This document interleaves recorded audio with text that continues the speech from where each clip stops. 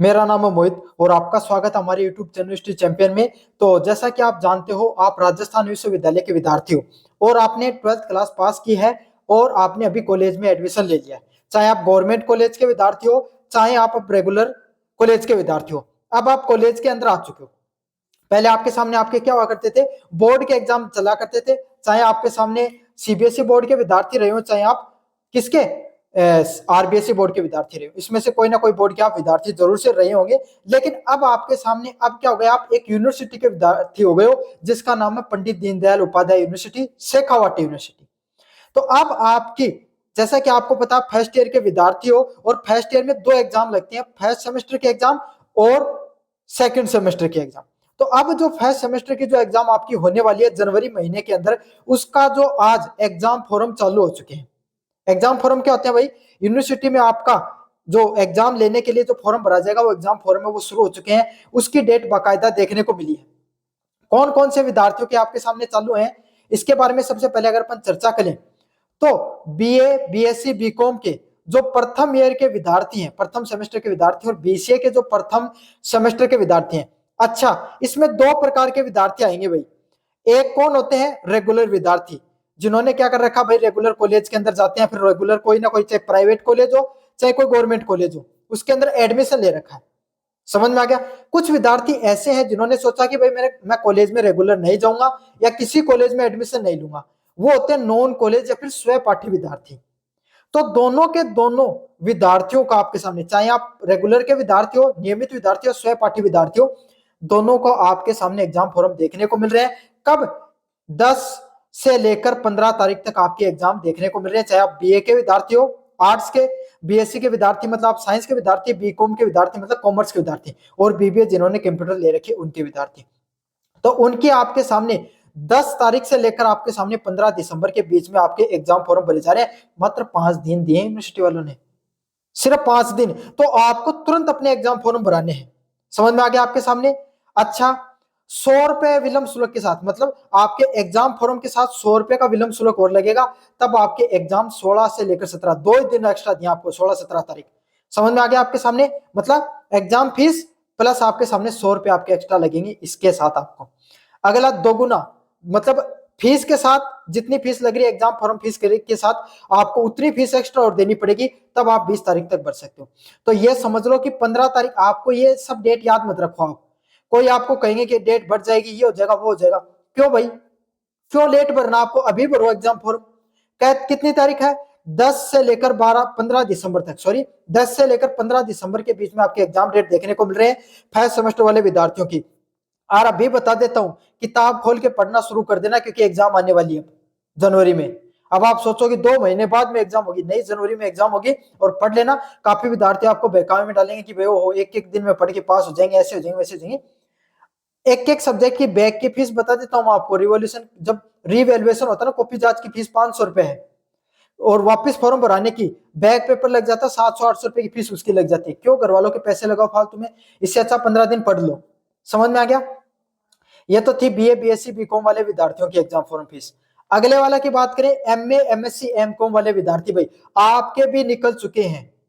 MA, MSc, MCom के विद्यार्थी हैं, प्रथम सेमेस्टर के विद्यार्थी हो, चाहे नियमित विद्यार्थी हो, चाहे स्वपाठी विद्यार्थी हो, आपकी भी डेट भाई 10 से 15 तारीख रहने वाली है, बिना किसी शुल्क के।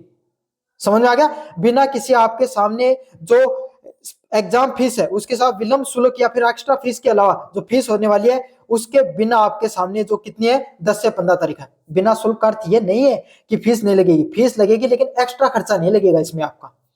अच्छा, फीस के अलावा आपके सामने आपके भी 16-17 तारीख 100 रुपए एक्स्ट्रा लगेंगे फीस के अलावा, और दुगुनी फीस के साथ आपके कितने, 18 से लेकर 20 तारीख के बीच में आपकी एक्स्ट्रा फीस के साथ लगेगी। समझ में आ गया आपके सामने। अब आपको इसमें साफ साफ लिख दिया गया भाई, जनवरी में के द्वितीय सप्ताह में आपके एग्जाम आयोजित होंगी। कब होगी आपकी, जनवरी का जो द्वितीय सप्ताह होगा ना, उसमें आपकी एग्जाम है वो देखने को मिलेंगे। तो बोरिया बिस्तर बांध लो और कॉपी किताब को आगे लेके पढ़ना शुरू कर दो, इंस्टाग्राम की रील देखना कर दो कम। समझ में आ गया। अच्छे से तैयारी करोगे, एक बार में पास हो जाओगे, कोई झंझट नहीं रहेगा। बार बार एग्जाम देते रह जाओ, कोई मतलब नहीं है।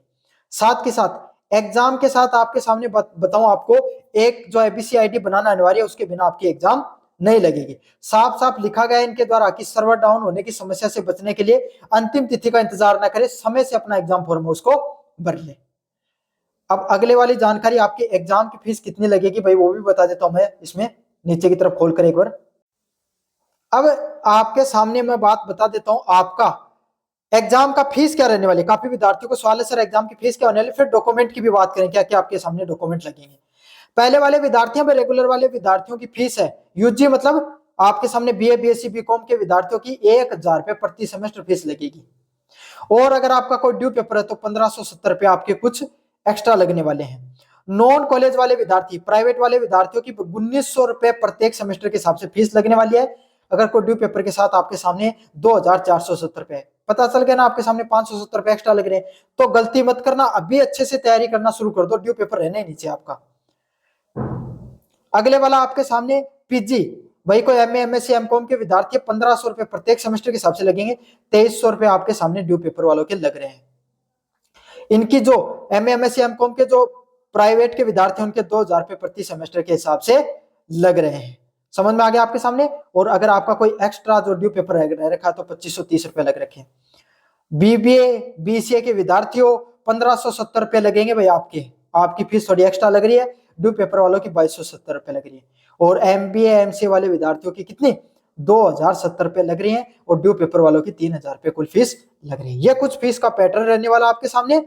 साथ के साथ आपको प्रैक्टिकल ट्रेनिंग के 1000 रुपए पर सब्जेक्ट के हिसाब से एक्स्ट्रा देने होते हैं। समझ में आ गया, ये फीस आपके सामने प्रैक्टिकल ट्रेनिंग के 1000 रुपए पर सब्जेक्ट के हिसाब से। और यूजी के 700 रुपए, प्रैक्टिकल पेपर के एक पेपर के 700 रुपए अलग से, और जो पीजी वाले उनके 1000 रुपए एक्स्ट्रा।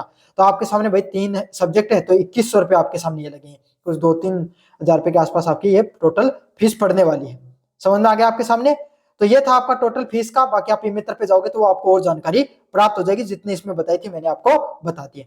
अब कौन कौन से आपके सामने जो क्या बोलते हैं डॉक्यूमेंट लेके जाने मित्र वाले के पास जब आप फॉर्म भराने जाओ, उसके तरफ बढ़ते हैं अपन।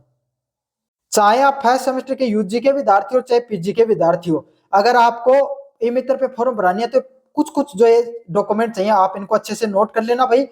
पहला है आधार कार्ड। आधार कार्ड आपके सामने जरूर होना चाहिए आपके पास एग्जाम फॉर्म भराने के लिए। एक सूचना और दे दूं, मेरा टेलीग्राम चैनल है यूनिवर्सिटी चैंपियन पीडीएसयू के नाम से, है ना। वहां पर भी आपको सारी डॉक्यूमेंट फाइल वगैरह मिल जाएगी। वहां पर सारी जानकारी डाल दूंगा, लाइव वगैरह भी करके बता दूंगा आपके सामने। तो उस टेलीग्राम को जरूर ज्वाइन कर लेना, फ्री में कंटेंट वहां पर नोट्स वगैरह मिल जाएंगे। मोबाइल नंबर चाहिए आपके पास, ईमेल आईडी होनी चाहिए, एबीसी आईडी व अपार आईडी होनी चाहिए। तो ये तो कुछ आईडी होनी चाहिए आपके पास, ईमेल आईडी, मोबाइल नंबर, अपार आईडी और आधार कार्ड भी साथ के साथ आपके पास होना चाहिए। 10th की मार्कशीट होनी चाहिए, 12th की मार्कशीट होनी चाहिए भाई। समझ में आ गया। रंगीन फोटो होनी चाहिए आपकी, जिसमें आप भाई एकदम वो नहीं जो आप इंस्टाग्राम पे डालते हो डीपी वाली ना, A4 साइज वाली, जो आपने 10th 12th के फॉर्म भरे थे उस समय वाली, वो वाली लगानी आपको। अगले वाला है आपके सामने स्वयं के हस्ताक्षर, वो तो आपके सामने मित्र पे जाओगे आप करवा देना।